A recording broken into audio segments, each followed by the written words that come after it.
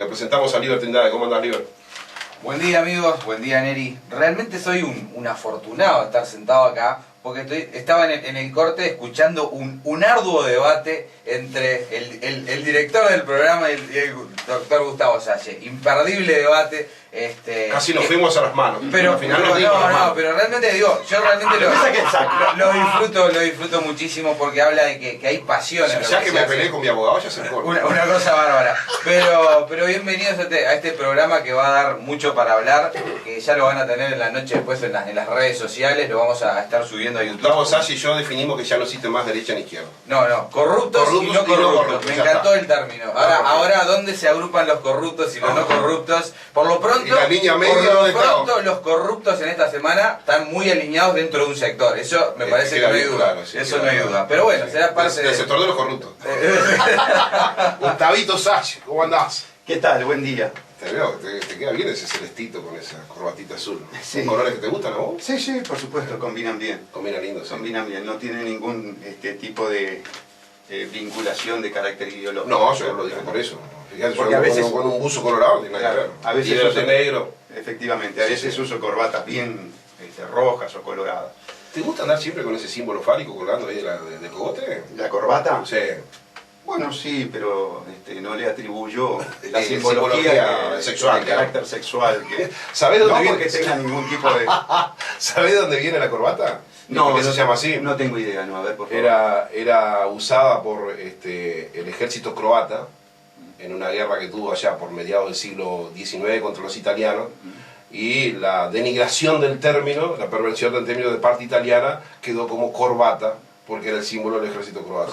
Ya sé de dónde lo agarraban los rivales. Y seguro ahí se agarraron. Y los italianos lo tomaron porque fueron los que popularizaron ese adminículo, digamos, Claro. Sí, de carácter buen vestir, ¿no? Estrictamente estético, ¿verdad? Sí. Porque en cuanto a la funcionalidad no cumple ninguna más que un adorno de carácter estético, pero me gusta así. Un buen amigo, un muy importante político, no voy a decir el nombre, siempre me decía cuando yo salía en televisión, dice, use corbatita, me decía. Y a mí nunca, la verdad, que me gustó la corbata.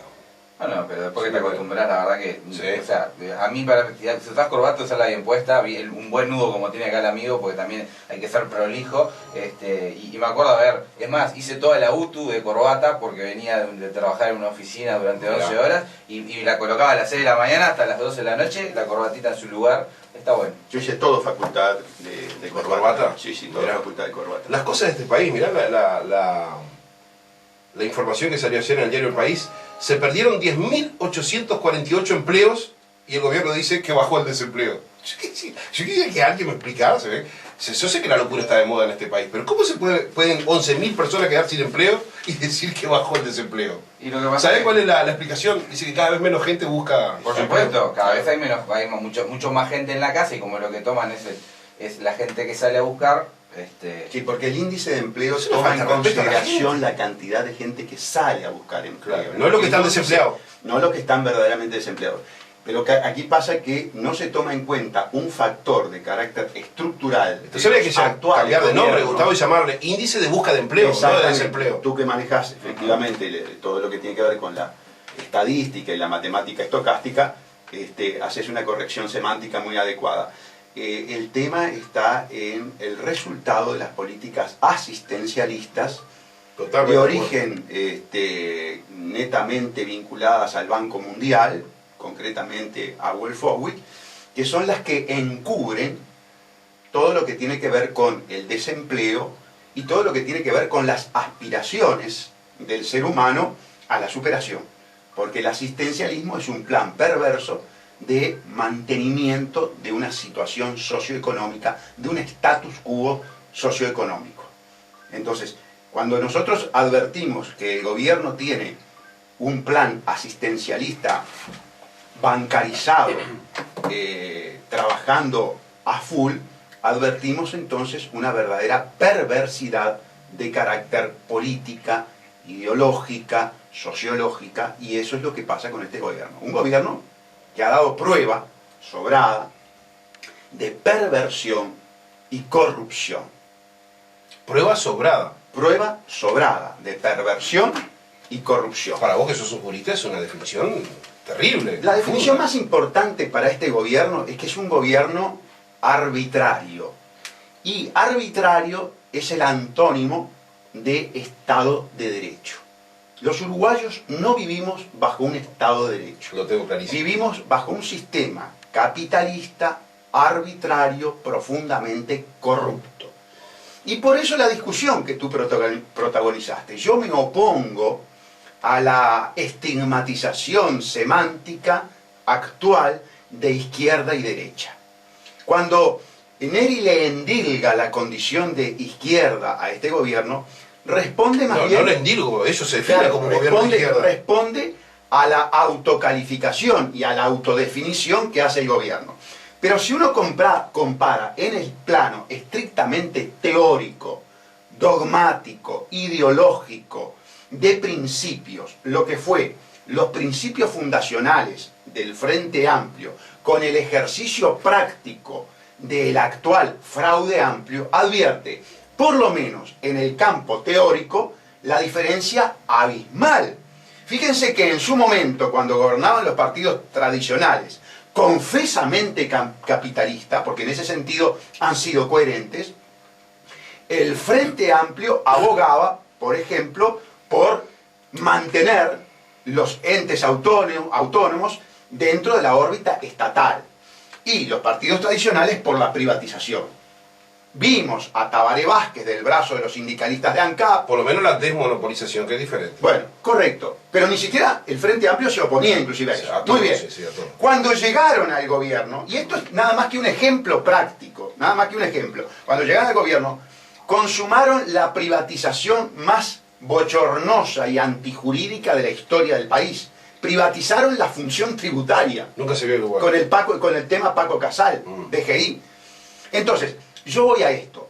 Hay una diferencia en el plano teórico, por lo menos, abismal entre lo que fueron los principios fundacionales, entre lo que son las declaraciones y lo que efectivamente llevan a la práctica. Por eso yo los catalogo a Vázquez, Astori, Mujica y toda esta playa de individuos que componen la asociación para delinquir, que es el Fraude Amplio, como estafadores. ¿Es una asociación para delinquir? Sí, es una asociación para delinquir. Estafadores intelectuales.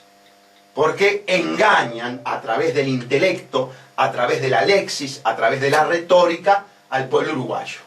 ¿Por qué? ¿Y por qué el pueblo uruguayo, por lo menos casi un 40% de los uruguayos, les gusta que les engañen de manera tan fraudulenta? No. ¿Respondeme después del corte? Correcto. Bien, empezó calentito, como cada viernes, estado de situación con las afirmaciones de uno de los panelistas este viernes, el doctor Gustavo Salle.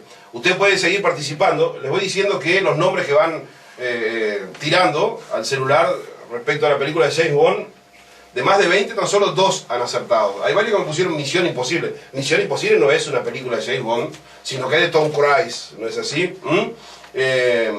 Yo les conté cuando hablé de la primera película de James Bond, que hoy se está cumpliendo 50 años.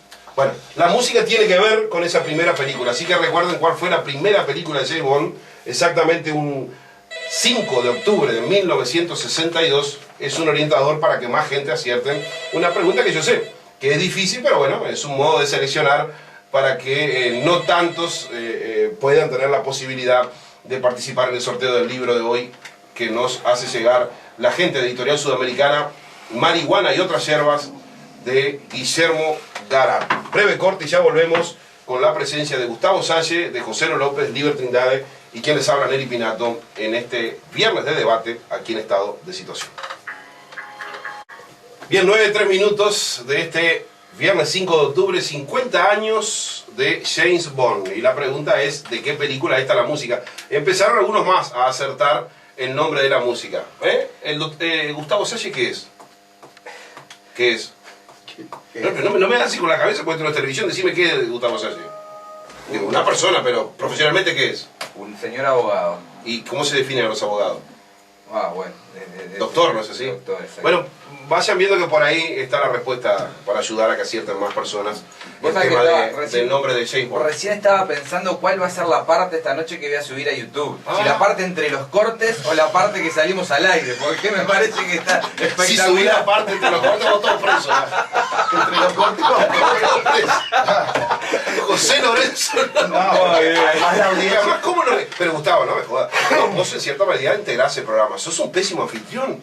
Lo recibís a José Lorenzo López, uno de los principales dirigentes del PCNT, y le decís ustedes son el brazo extorsivo del Frente Amplio. Bueno, ¿Cómo vas a definir así yo iba el PCNT? a decir que naturalmente en los cortes uno tiene, Uno tiene un libertad. léxico, una conversación, además con gente que se conoce hace tiempo. Te mandaste la gran Jorge Valle, digamos. Este, La manga de corrupción primero hasta el último. no, pero vieron que cuando utilicé la metáfora sexual me cuidé de los términos utilizados. Yo imagino la gente se debe estar preguntando ¿qué hablarán en los cortes? Claro. José Lorenzo López, ¿cómo andás? Un gusto, gracias de tenerte acá. Bueno, como siempre, un gusto estar por Ya me acá. imagino que te Igual te me, voy sentís a parte del cuidar, programa. igual me voy a cuidar lo que hablo en los cortos los porque cortos. después vos lo decía al aire. Eso no está bien. Digo, lo que pasa es que Salle admite archivos. No, pero- Ya lo había dicho al aire el otro día, fue por eso. Ya No, está pero yo te grabado. lo digo como una prevención porque estoy seguro que te lo iba a decir a lo largo del debate. O sea, Bueno, pero hay archivo y archivo. ¿Cómo será que ayer lo llamo a José y le digo, José, mañana, como siempre, el tema del debate es esto? Digo, está Gustavo, te digo por si vos no querés ir. No, cómo no. Es un hombre valiente y no va a querer venir. ¿Cómo andás, José? Aparte, Gustavo es un compañero que lo conocemos hace mucho tiempo y más allá de posiciones que a veces son diferentes, siempre lo hemos tenido mucho respeto. Sí, ¿Te efectivamente. tiene asombrado esto que está pasando con el famoso Prunagate? Esto que se supo ayer y hoy. Sí, la verdad que está muy, por lo menos muy entreverada la cosa, muy turbia, y hay una serie de cuestiones que llaman la atención, ¿no? Vos sí te definís como un hombre de izquierda, ¿no? Sí. No te voy a pedir en qué fundamentás eso, lo que importa es la definición. ¿Te duele que estas cosas estén pasando en un gobierno que se define de izquierda?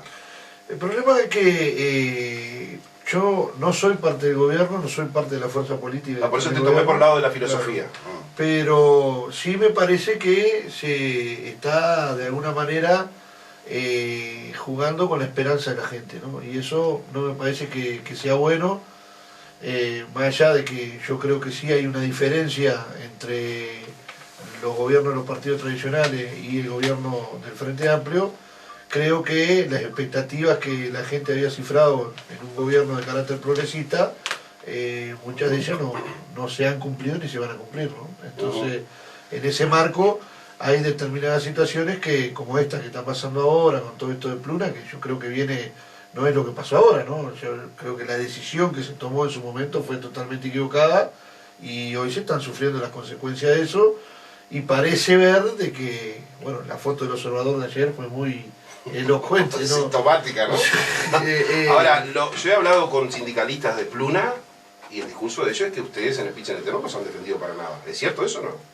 Bueno, yo creo que el PCNT ha estado acompañando una serie de cuestiones que han planteado los compañeros del sindicato, de la dirección del sindicato. Porque hay dos Han sindicatos, estado- tres ligados a Pluna, ¿no? Hay tres sindicatos. Tres sindicatos. Tres sindicatos.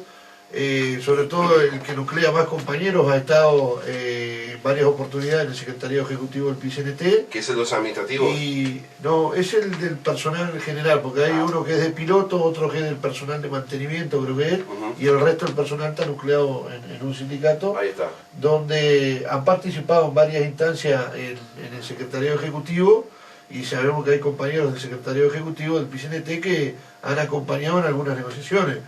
Evidentemente ahí también hay matices si las En el encare. en el encare del conflicto, y nosotros en lo particular habíamos planteado de un principio que nos parecía que había que estatizar a Pluna. Bueno, eso no fue la posición mayoritaria en el PCNT, y por lo menos los compañeros que han ido del sindicato a el secretariado ejecutivo del PCNT no han dicho que no se los haya acompañado, sino todo lo contrario. Las cosas que le gritaron ayer al ministro Lorenzo fueron terribles. Traidor, Sí, bueno, bueno, amén de insultos, le traidor para abajo todos los epítetos Neri, posibles. pero eso se lo gritaron ayer, pero viste lo que está publicado por Diario El Observador ahora a las 8:20 de la mañana, desenmascarado el comprador de los aviones de Pluna.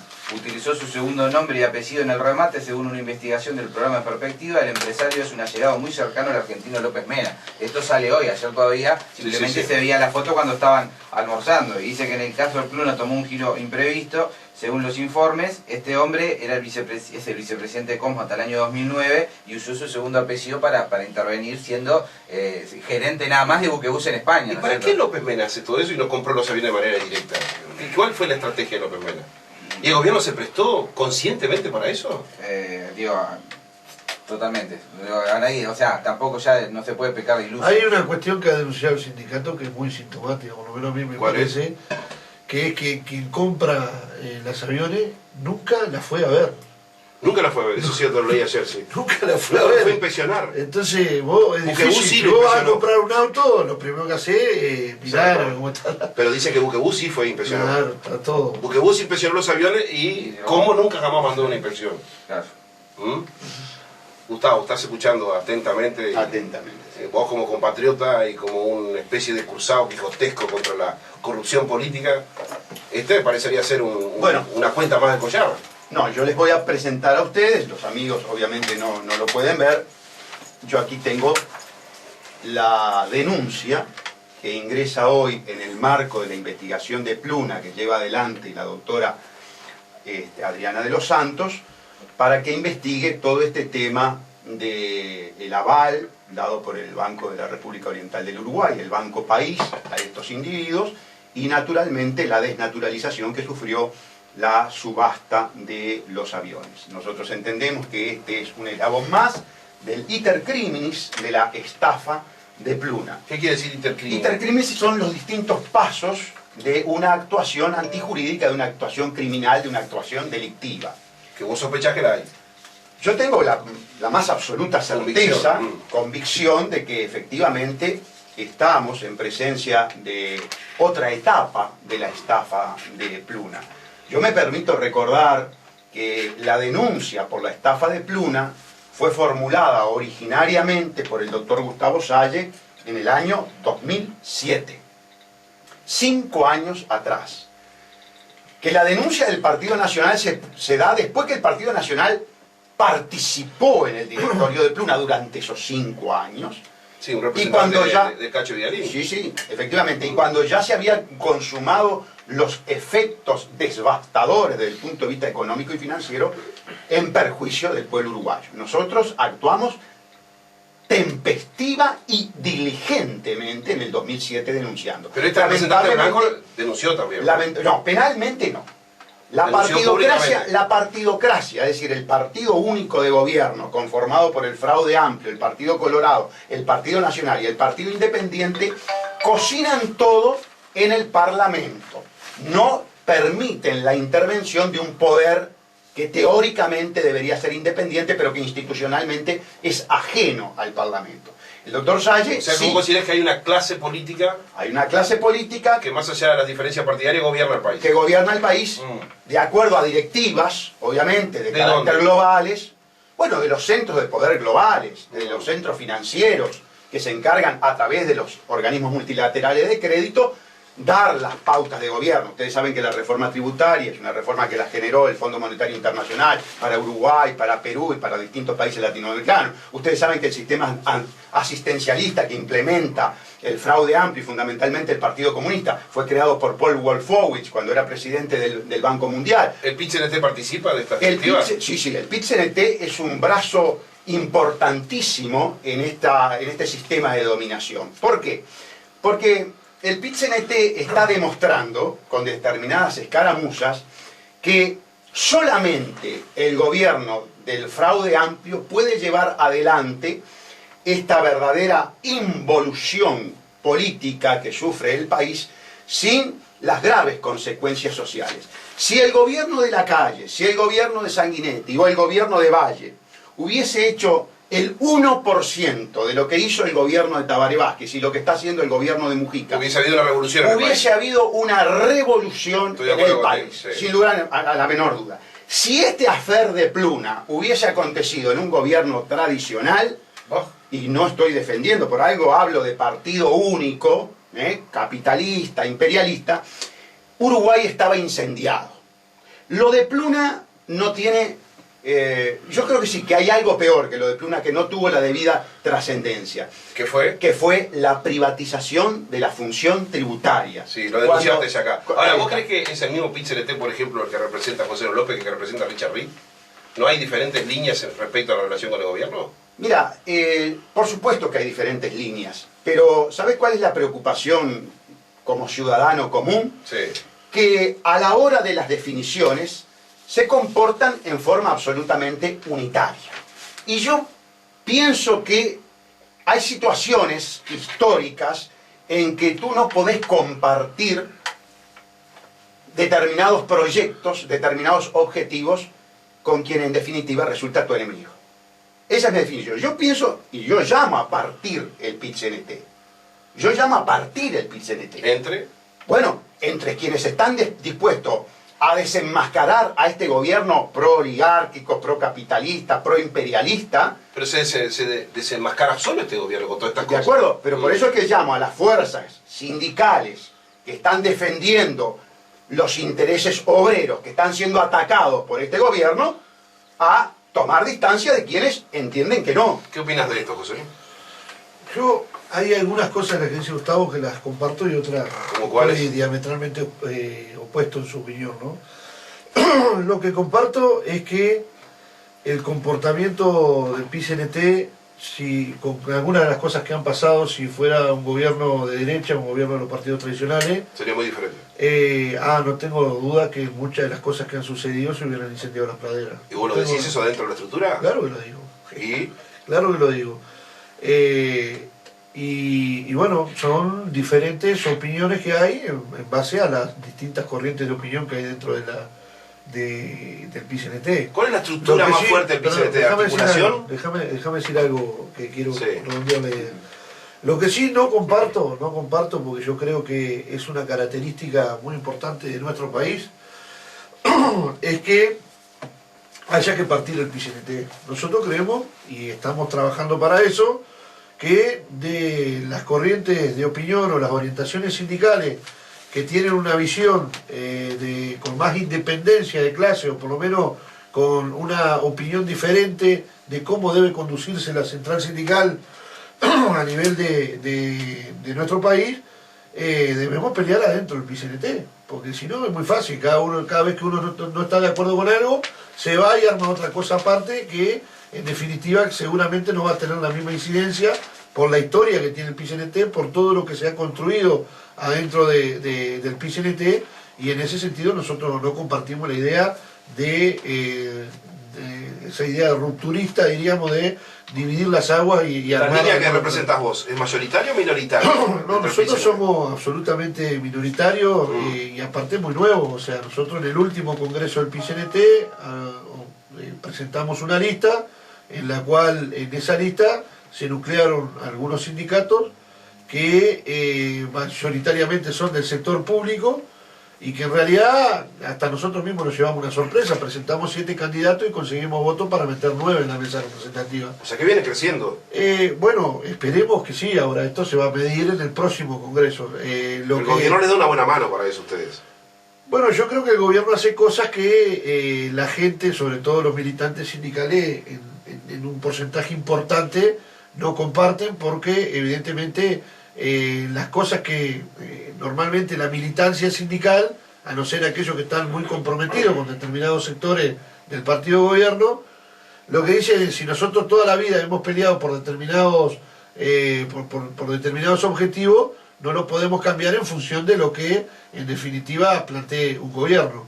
Y bueno, esa es una discusión que está instalada entre la central, y bueno, la estamos dando, pero evidentemente nosotros creemos que hay que darla adentro de la central y no planteando una posición como la que plantea Gustavo, que yo respeto mucho su posición, pero que no la comparto.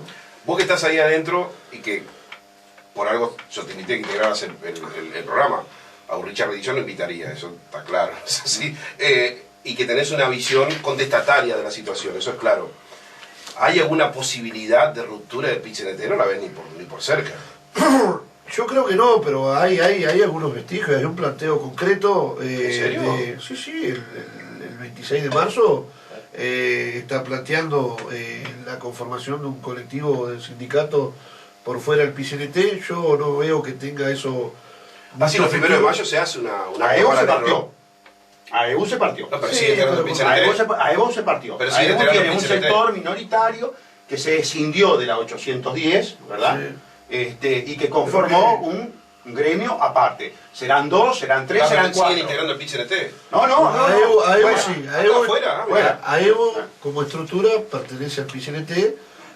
Hay, como dice Gustavo, un sector de trabajadores, que yo creo que es muy minúsculo, Sí. por lo menos todavía, Sí. que decidieron abrirse de AEU, no del PCNT. Evidentemente, como AEU está dentro del PCNT, ellos están por fuera del PCNT. No sé si coordinan con este otro, el encuentro de trabajadores, creo que se llama, que está promocionando el 26 de marzo, y que nosotros eso no lo compartimos. Justamente nosotros lo que creemos es que hay que tener independencia de la clase política, y que un partido político como es el 26 de marzo profundice en la posibilidad de tener otra central sindical, evidentemente es más de lo mismo. Entonces nosotros lo que creemos es que hay que mantener la independencia de clase en una herramienta que para nosotros es absolutamente válida y fundamental, como es el PCNT. Aquella vieja central sindical cristiana no existe más. ASU. CSU o ASU. ASU, no. sí. No, sí, hay compañeros, pero participan, digo, no es como una central aparte del PCNT, es como una orientación sindical que la mayoría de esos dirigentes participan dentro del PCNT. ¿Qué te hace definir de manera tan directa que la clase política en general acá en Uruguay está corrompida? Bueno, primero, toda nuestra experiencia de carácter judicial, con un poder judicial inclusive que tiene un grado de dependencia y sojuzgamiento absolutamente objetivo.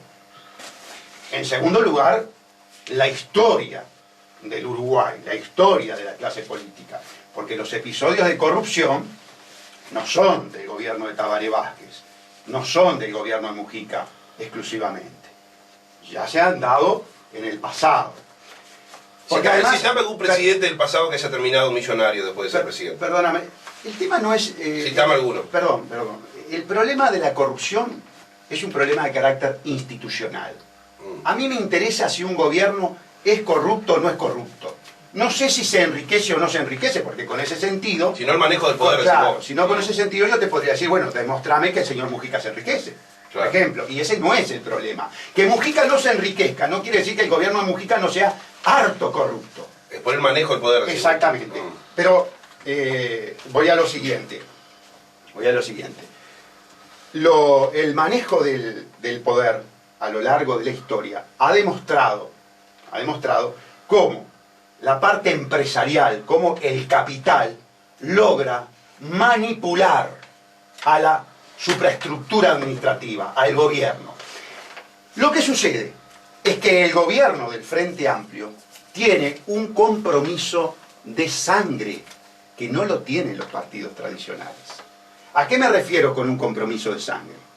Para que el doctor Tabaré Vázquez, masón agente de la CIA, llegara a ser presidente, antes el Frente Amplio tuvo una cantidad de muertos en el camino, una cantidad de torturados en el camino. Yo formo parte, por suerte, no de los muertos, tampoco de los torturados, pero sí de esa ínfima minoría, cuando allá en la década del 70 se formó el Frente Amplio, ese grupúsculo, para hacer referencia al grupúsculo que mencionaba Joselo de este nuevo sindicato del bancario, nosotros supimos ser una minoría estigmatizada. El Frente Amplio nació siendo una minoría estigmatizada. Claro. Era un niño y me acuerdo de aquella marcha, no nos moverán. Del americano, el RIT, ¿no es? Con el Frente Amplio no nos moverán, y el que no crea que haga la prueba. Se emociona el no nos moverán. Claro, porque yo viví la historia del Frente Amplio. Yo viví la historia del Frente Amplio. Y si yo hubiese estado preso en este momento, yo tengo que optar frente a esta traición de carácter moral, ideológica y política, yo tengo que optar por la tercera vía. ¿Cuál es? Y bueno, la tercera vía, si me fracasa la justicia, si me fracasa el Parlamento y tengo un gobierno arbitrario, la tercera vía es la resistencia. ¿Y Es estás la resistencia directa. ¿Estás en esa? Y cuidado, no estoy en esa. No, es más, yo no estoy en esa. pero Bonomi la está previendo.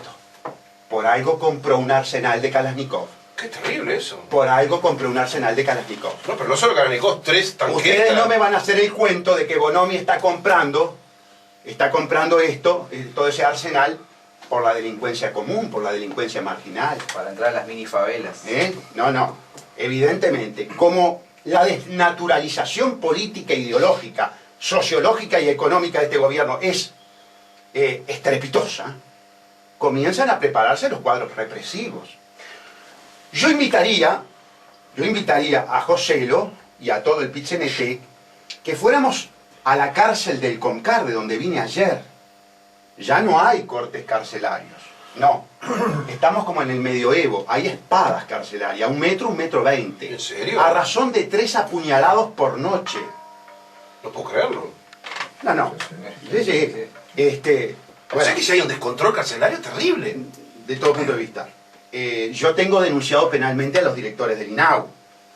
Joselo lo sabe que el tema INAU es un tema sensible para mí. Esas permanentes denuncias que vos haces, ¿no te quitan credibilidad ante la gente también? Pero perdón, a esta altura del partido, y discúlpenme la petulancia, la inmodestia, mamá me tendría que haber puesto Modesto en lugar de Gustavo, claro, pero si hay un individuo que esté más ratificado en sus fundamentos jurídicos y políticos en este país, se llama el doctor Salle. Lo tengo claro. Porque en el 2007 el doctor Salle previó lo que estaba pasando hoy en Pluna. Porque el doctor Salle en el 2006 denunció a un operador, publi-privado como es el doctor Gonzalo Fernández. Denunció a Tabaré Vázquez por violación de derechos humanos. Y vino Novak al país en el gobierno de Tabaré Vázquez y dijo, en las cárceles uruguayas son las peores del mundo. Así que si hay un individuo más ratificado en sus fundamentos, es el doctor Gustavo Salle. Ahora, que los medios de comunicación, que los partidos tradicionales, que el fraude amplio y que una cantidad de personas, y parte del PIT-CNT, me tenga entre ojos, bueno, ese es otro tema. Ahora, ya has cambiado, ahora decís parte del PIT-CNT, ya lo estás respetando. Gustavo. Perdón. No, pero te quiero... Él mencionó un sector que por lo menos no me tiene entre ojos. No simpatizará, pero no me tiene entre ojos. Está bien. Ahora, la pregunta que te hago antes de ir a Joselo. El otro día estuvo la doctora Soledad de Franco, que vos la conocés. Sí, somos es amigos. esposa de una colega tuya, ¿no? Somos amigos. Ahí está. Somos amigos. Ella fundó una agrupación, no sé si una ONG, una fundación, lo que es para luchar contra el acoso laboral. Uno te ve solo peleando cual Quijote cervantino, ¿no es así? ¿Por qué vos no fundás una fundación, una ONG con gente que te apoye? ¿No es una pelea en solitario que das? Yo acudo a una institución, yo acudo a un poder. Yo acudo al Poder Judicial.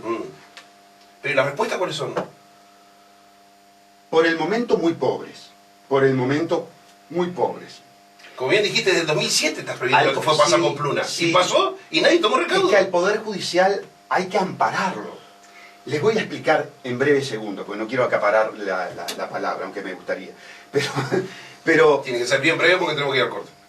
no, entonces vamos al corte, porque son unos minutitos. Claro, es importante explicar el funcionamiento del Poder Bueno, Judicial. entonces lo que hacemos breve es el corte. Bueno, Breve adelante. corte y ya seguimos aquí en la mesa de los viernes de Estado Situación. 9:32 minutos de este viernes 5 de octubre. Está que arde la cosa Sí, igual aquí en Estado Situación. este bloque estuvo un poco más tranquilo y del debate pasó a la mesa de asesoramiento al doctor Gustavo Salle, y parece que vamos a crear el fan club de Gustavo Salle para impulsar sus ideas. O sea que está buena cosa. Bueno, de San José le preguntan a qué partido vota Gustavo Salle, y desde Artigas le preguntan a José López si se dedicara a la política, ¿qué haría? Yo pago la multa No ya votás. en 2 periodos electorales. ¿Cuánto es la multa? decir, yo pago el doble, yo pagué 780 por mi carácter de profesional universitario. Ajá. Yo pago la multa. ¿780 pesos? 780 pesos, sí, exactamente. O sea que eso- 780? 390 pesos. No, 700, perdón, yo pagué el doble. Ah, 780 pesos de exactamente, directo, sí. Exactamente, Ajá. una por ciudadano y otro por ¿Eso por profesional no votar? universitario, por no votar. Bueno. Así que me salió cerca de 1.500 y pico de pesos. Bueno, Está bien. el tema que yo quería explicar. ¿Y vos, Joselo, si te dedicaras No, a la yo- política, qué harías? Es que no me estoy dedicando a la política partidaria, ¿no? Sí.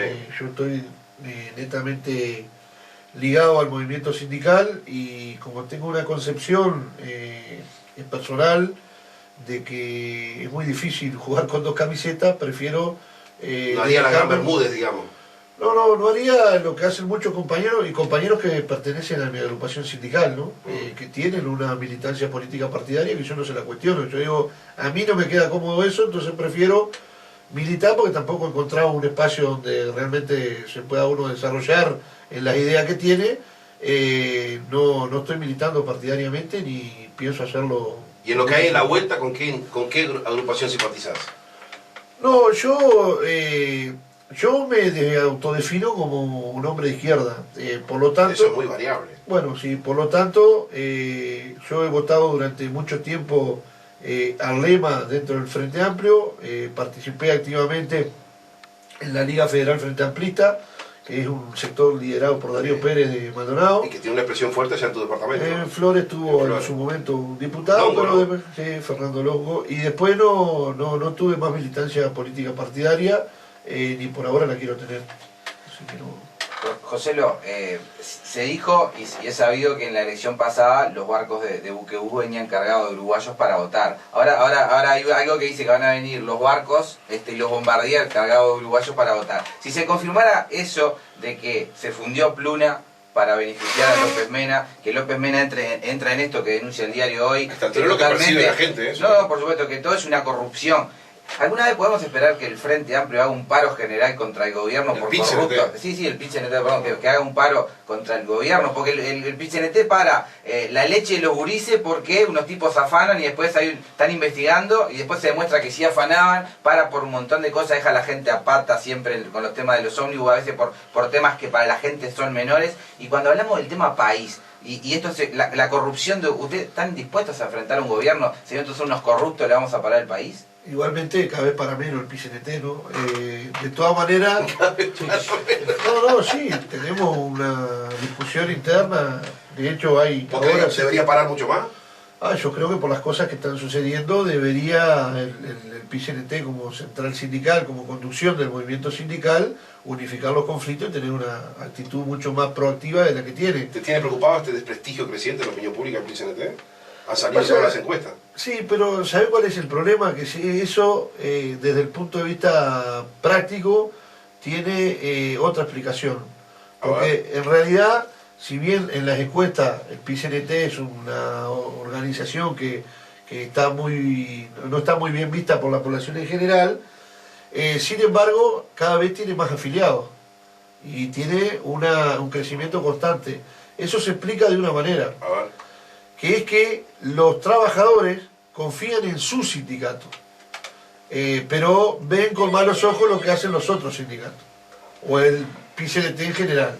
Entonces, en realidad, como es una convención que nuclea a los sindicatos, y los sindicatos tienen autonomía para resolver cada una de las acciones que tengan que hacer, nosotros planteamos que debería tener una actitud más proactiva en función de unificar los conflictos y dar una pelea, como se daba, por ejemplo, con los partidos tradicionales. Te lo hago al revés. ¿El PIT-CNT algún día mandó a hacer una encuesta de satisfacción entre sus propios afiliados o no?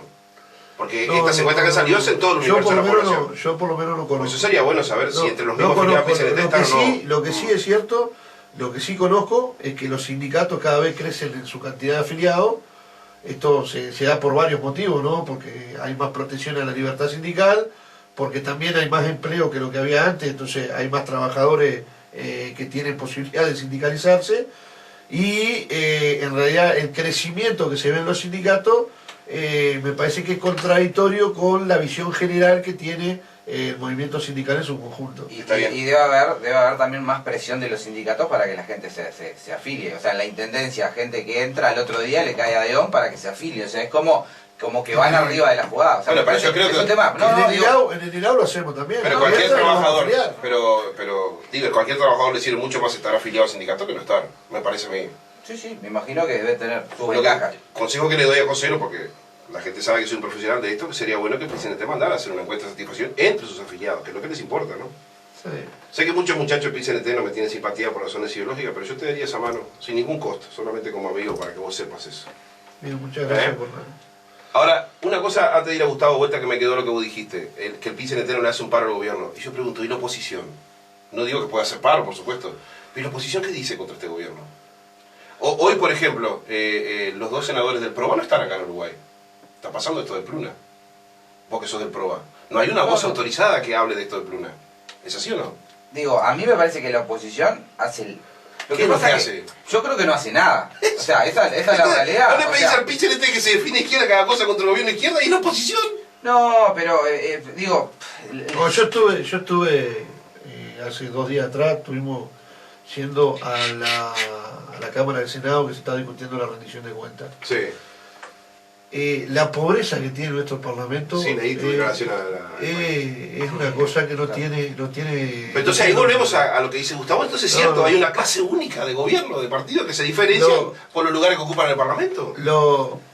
Discutiendo la rendición de cuentas, y esto hablo de los senadores del oficialismo y de la oposición. Imagínate un Germán Araujo en estas épocas siendo oposición. Lo habían echado varias veces. ¿Eh? No, lo habían echado varias veces, no una. Imagínate un tipo como vos o como yo siendo senadores en estas épocas de la oposición. Imposible. Las cosas que denunciaríamos, estaríamos todos los días en los medios denunciando. Imposible. Pero dejalo terminar, que estaba... No, te digo que estaba en plena discusión la rendición de cuentas y se empezaron a cobrar cuentas sobre todo el tema del relacionamiento con el gobierno argentino. Y entonces se pasaron, nosotros tuvimos 3 horas, 2 horas y media de la discusión de la rendición de cuentas, pasó en cobrarse cuenta unos a otros del relacionamiento con la Argentina. No tiene nada que ver con los aspectos vinculados a la rendición de cuentas. Celso, un jubilado, dice... Neri, preguntarle al señor López, ¿por qué el PCNT no se preocupa jamás por los jubilados? ¿O piensa que nunca se van a jubilar? No, el PCNT, los jubilados tienen una organización que es la ONASPO. ¿Y integra el PCNT? No, es una organización social que coordina con el PCNT, pero tiene su propia organización los jubilados. Ajá. O sea, coordina pero no integra. No integra el PCNT. Hay lazos, diríamos, históricos de... Y el PACOM no puede hacer paro, la UNAFO, porque ¿contra qué va a hacer paro si son pasivos? Claro, sí, pero han hecho movilizaciones y algunas actividades. Y en el caso de los jubilados, ¿qué defensa tienen a la hora de poder intentar cambiar alguna cosa?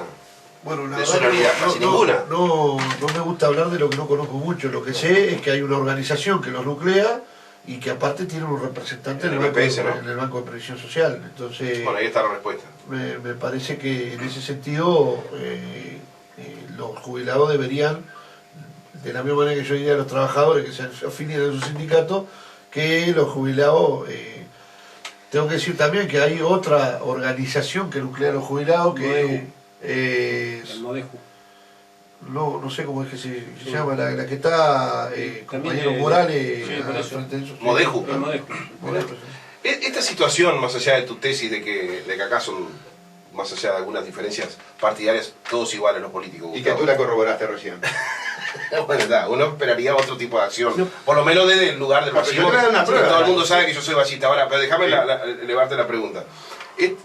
¿No deja de sorprendente de que estas denuncias gravísimas que salen todos los días en la prensa salen más por acciones o de sindicalistas, o de comunicadores, o de gente del pueblo común como vos, y no justamente de la oposición? ¿No deja sorprendente eso? Más allá de tu teoría. Por supuesto que no, porque precisamente es la lógica consecuencia de la teoría. La lógica consecuencia de la teoría. Miren, amigos, Pluna es una PPP, es una asociación público-privada. Sí. Asociaciones público-privadas. Te corrijo. Era, no es más. Era porque se liquidó. Sí. Está bien, está perfecta la corrección. Era. ¿De quién es creación las PPP? Del Fondo Monetario Internacional. Cuando vos ayudaste a fundar el Frente Amplio, ¿la defensa de los entes públicos no era uno de los nódulos del Frente Amplio? Fundamental. Ajá. Frente Amplio era estatista. Los Frente Amplistas éramos estatistas. Yo discutía en la Facultad de Derecho con Juan Bautista Schroeder, facultad de la dictadura, pero no obstante eso, Juan Bautista Schroeder, subsecretario del Ministerio de Justicia, tenía la amplitud en la clase para permitir la discusión. Él era un fuerte privatizador liberal y yo era un estatista, ¿verdad?, a muerte. Esa es la historia del Frente Amplio. Ese es el principio fundacional del Frente Amplio. La defensa del Estado. La defensa del Estado. El Estado entendido como expresión de la masa, del pueblo. Claro, un Estado, el Frente Amplista pensaba el Estado en manos de gente proba, con reservas morales, con ética. Naturalmente que si el Estado, de izquierda o de derecha, pasa a manos de corruptos, es una herramienta perfecta para operar precisamente en un sentido absolutamente antitético a los intereses del pueblo. No, Es por los decir, recursos en que- saquear al pueblo, que es lo que está pasando actualmente. Los recursos que puede generar el Estado son inconmensurables. Prácticamente el Estado en todos los países del mundo es la fuerza motor más importante. Cuando hablan, por ejemplo, del sistema capitalista y hablan de la iniciativa privada y hablan del empresario privado, es toda una gran mentira. Todos estos empresarios privados exitosos son exitosos porque tienen la conjunción del interés público con el privado, porque tienen un Estado que lo están alimentando. Y si no, fíjense lo que es, por ejemplo, Estados Unidos, con la actividad financiera o con la actividad armamentística. Las grandes fortunas son de la actividad financiera y de la actividad industrial armamentística. ¿Y quién es? Y del petróleo también. Y del petróleo. Pero perfecto. ¿Y quiénes son los promotores de todo eso? ¿Quiénes son los gestores de todo eso? El Estado. Entonces, el Estado es fundamental. Tú lo puedes manejar o para beneficiar a empresarios, como lo hace Mujica para beneficiar al Paco Casal, o para beneficiar a López Mena, o para beneficiar a la mafia judeo-kazaja de Aratirí, o para beneficiar a Montes del Plata, o para beneficiar a Bosnia, o lo puedes utilizar para beneficiar al pueblo en su conjunto. Quienes profesamos la filosofía de estatizar, lo hacemos en un sentido, por lo menos idílico, teórico, de que va a ser con las suficientes reservas morales y éticas como para que sea en beneficio de la masa y no de una élite. No hay un punto intermedio para vos. Puede haber. O estás de una ¿Cómo o estás del no? otro. No puede haber un punto intermedio. A ver. Pero yo creo que la debilidad, en todo caso, de carácter fundamental y filosófica de mi planteamiento, es que si se parte de la base de un ser humano honesto y probo, hasta cualquier sistema podría ser bueno. Hasta el sistema monárquico podría ser bueno. Esa es la debilidad que uno tiene. Yo sé que es esa. Porque tú me puedes decir, pero Salle, con un monarca justo, probo, con ética y con moral, tendríamos una sociedad perfecta. Con un sistema empresarial probo, honesto, tendríamos una sociedad muy buena. Entonces, sin lugar a duda que la discusión termina siempre en un problema humano, en la esencia, en la ontología humana. Ahora bien, si partimos de la base de que el ser humano tiene debilidades y que ontológicamente es imperfecto, ahí tenemos que construir la ingeniería de carácter jurídica, de carácter política, de carácter institucional, para crear los mecanismos que puedan enfrentar mejor esa tendencia ontológica del ser humano, o de algunos seres humanos, o de la mayoría de los seres humanos, a sucumbir frente a las tentaciones, a sucumbir frente Esos mecanismos no están en la Constitución. Esos mecanismos están en la Constitución, y con un pueblo movilizado, y con un pueblo civilizado, y con un pueblo fundamentalmente militante, educado, puede funcionar. Ahora, la base de todo lo que vos estás diciendo pasa por el reparto de la riqueza, no hay otra. Bueno, eso es... Y la educación, por supuesto. Eso es no, pero además Pero la lo educación, fundamental... si no pones cositas en la cabeza, Sin duda. por más riqueza que repartas. Pero aquí la ciencia económica es muy clara. Nosotros tenemos recursos limitados para necesidades ilimitadas. Ahora, yo quiero preguntarle sobre esto que estás hablando vos, que yo comparto en gran medida. Quiero preguntarle esto a José Luis López. Yo tengo datos de que el PBI, desde que gobierna el Frente Amplio, saltó de 11.000 millones de dólares, o sea, la riqueza de toda la sociedad, de 11.000 millones de dólares a 47.000 millones de dólares. Sin embargo, el salario, o sea, un aumento de más de 450%. Sin embargo, el salario mínimo nacional, que tiene mucho que ver con el reparto de la riqueza, tuvo un aumento de 160% nada más. ¿Es así o no es así? Sí, sí. Entonces, el reparto de la riqueza no es tal. En los números no, pero es que es lo que nosotros venimos reclamando. En los números no me quiero meter porque exactamente... No sé Sí, pero si- cree que yo son los números que tengo. Pero evidentemente acá ha habido un crecimiento económico sostenido durante gran parte de los gobiernos del Frente Amplio que no ha tenido un correlato, por lo menos en la política salarial. No ha habido un crecimiento de los salarios que acompañe el crecimiento de la riqueza de este país. Te digo más, los ricos, antes de que empezara el Frente Amplio Gobierno, tenían el 17% del PBI, hoy tienen el 21%. ¿Sí? Pero El tiene... PBI que creció 450%. Pero aparte tiene que ver con la política tributaria que hoy hacía mención Salle. Hoy paga más el trabajo que el capital. Y se recauda más por el trabajo que por el capital. Entonces, en ese sentido, me parece que evidentemente en la política económica a nivel general, nosotros venimos reclamando que tiene que haber una mejor redistribución de la riqueza en función de atender a aquellos sectores que están más desprotegidos.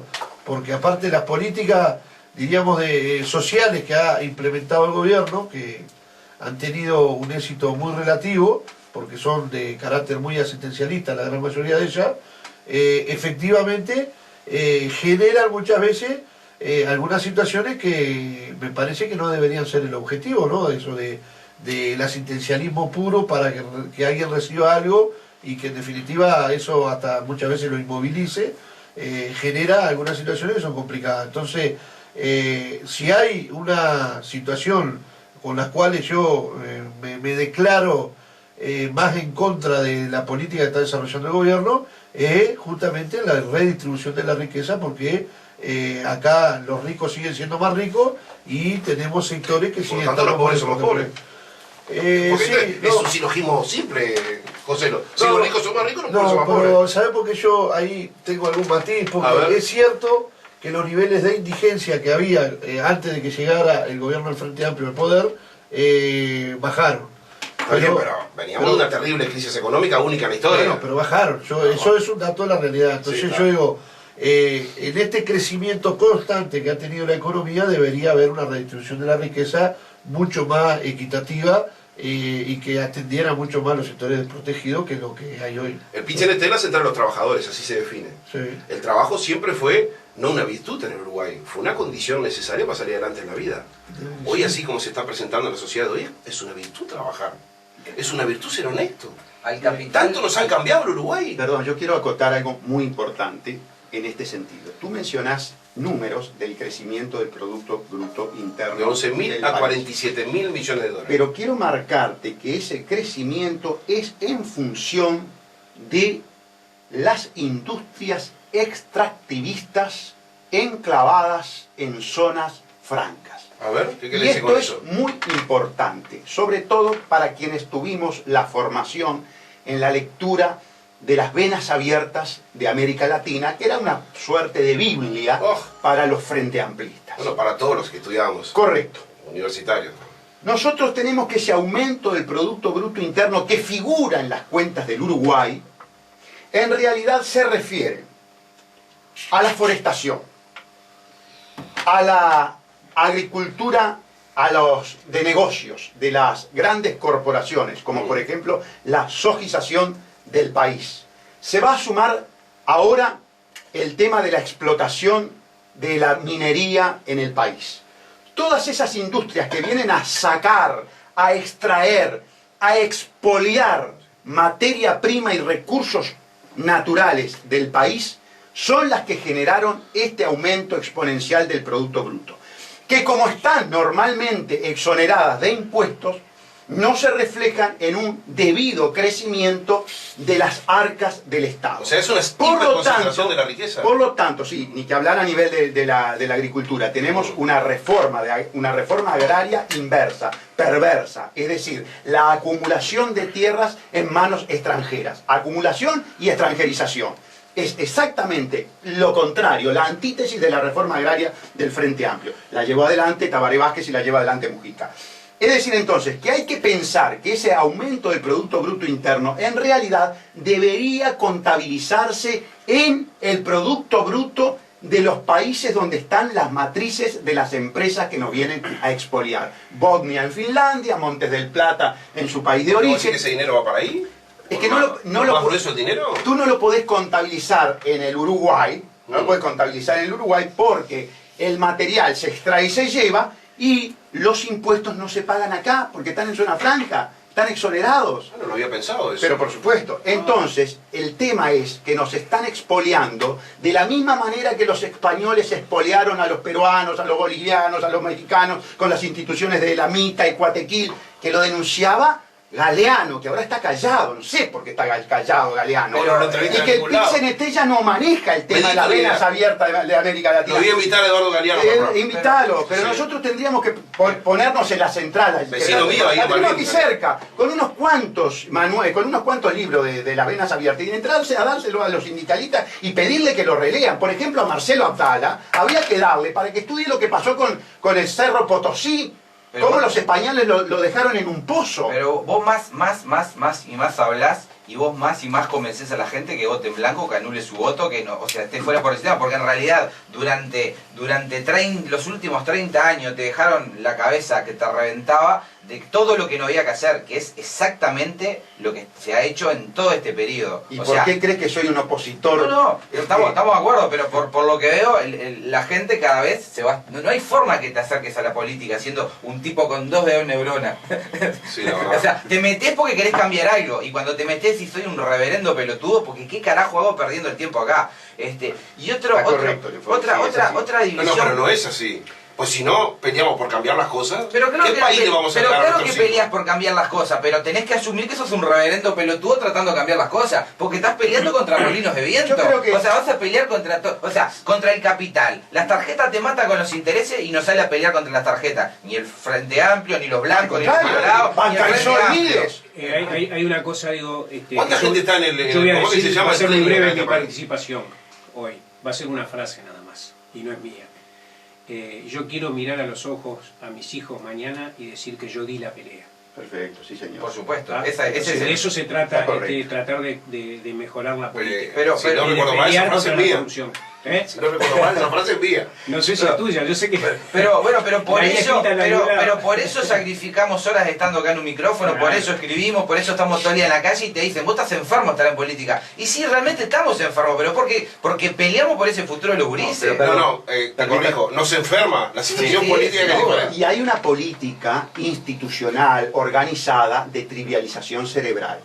Es decir, esto que está pasando a nivel de los pueblos, de sacarlos del tema política y Claro, la ignorancia un como estrategia de dominación. claro, un avasallamiento de trivialización no es cosa casual, es orquestada. El Una- plan Ceibal es el OLPC. El OLPC es un plan creado por los centros de poder como el Tavistock, el Massachusetts Instituto Tecnológico. ¿Para qué?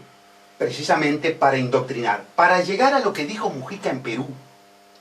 Para llegar a lo que dijo Mujica en A ver, Perú. decirlo que ya nos tenemos que ir. Mujica dijo en Perú, vamos a tener un gobierno digital. Ya lo había dicho Negroponte, vamos a tener un cibergobierno mundial. Digital fue que, Negroponte fue quien inventó las famosas... El OLPC. Las Claro. XO de los niños. Exactamente. Bueno, decime, una frase final de cierre del programa.